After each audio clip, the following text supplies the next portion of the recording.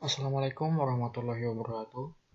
Nama saya Rio Kurniawan dan saya akan menjelaskan tentang otonomi daerah.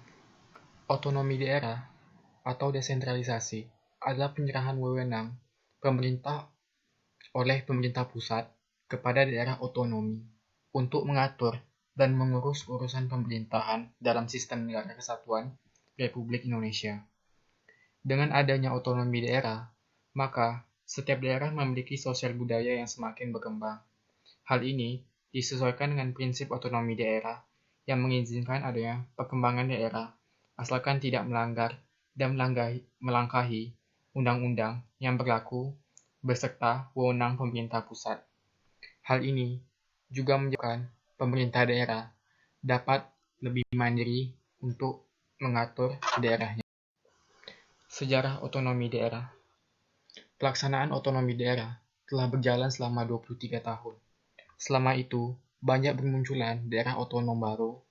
Hingga kini, terdapat 542 daerah otonom yang terdiri dari 34 provinsi, 415 kabupaten, dan 93 kota. Perkembangan otonomi daerah.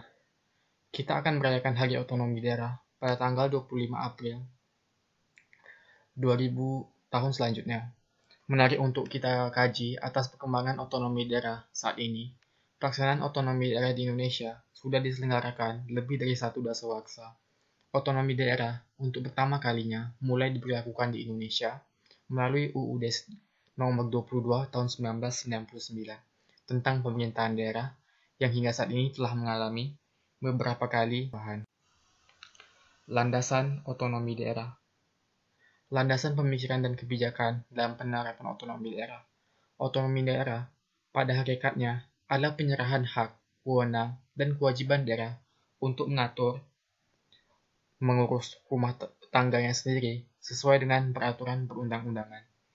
Melalui otonomi daerah, maka sumber daya yang dimiliki Indonesia menjadi lebih mudah dikelola. Implementasi otonomi daerah. Penyelenggaraan otonomi daerah di Indonesia sangat terkait dengan pola pembagian kewenangan pemerintah pusat dan pemerintah daerah. Daerah-daerah otonom diadakan guna menyangga tatanan negara kesatuan Republik Indonesia. Dampak otonomi daerah. Yang pertama adalah dampak positif. Pertama, berkembangnya sosial budaya yang ada di setiap daerah. Hal ini dikarenakan setiap daerah lebih bisa fokus pada daerahnya sendiri tanpa harus mengurus pekerjaan lainnya. Yang kedua, pertahanan dan keamanan. Hal ini juga disebabkan karena daerah ditimbulkan melalui otonomi daerah ini dapat lebih peduli pada daerahnya sendiri. Ketiga, memberikan potensi untuk daerah berkembang.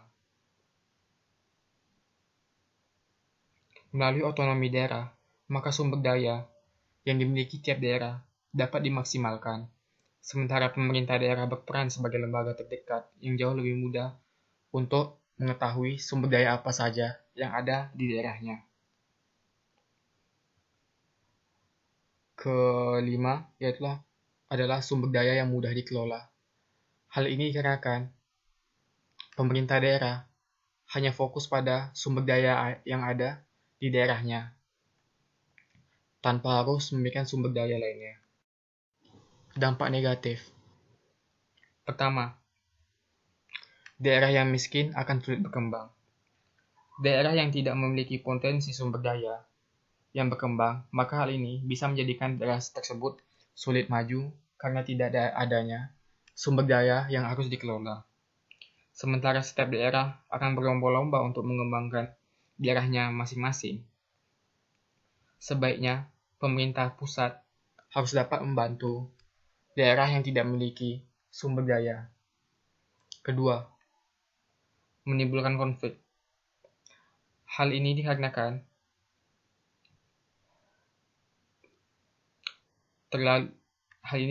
setiap daerah memiliki wewenang yang berbeda, sementara koordinasi maupun kerjasama hanya dilakukan sesuai pada kesepakatan kepala daerah maupun kebijakan pemerintah daerahnya. Ketiga, koordinasi antar daerah yang tidak terjalin. Keempat, kesenjangan sosial yang semakin meningkat. Wilayah yang berdekatan, maka kesenjangan sosial akan semakin meningkat. Namun hal ini berbeda dengan pemerintahan, misalnya seperti antara wilayah Jakarta dengan daerah penyangganya.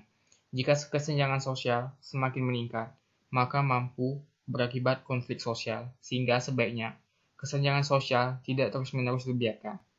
Baiklah, terima kasih. Lebih dan kurang mohon maaf. Wassalamualaikum warahmatullahi wabarakatuh.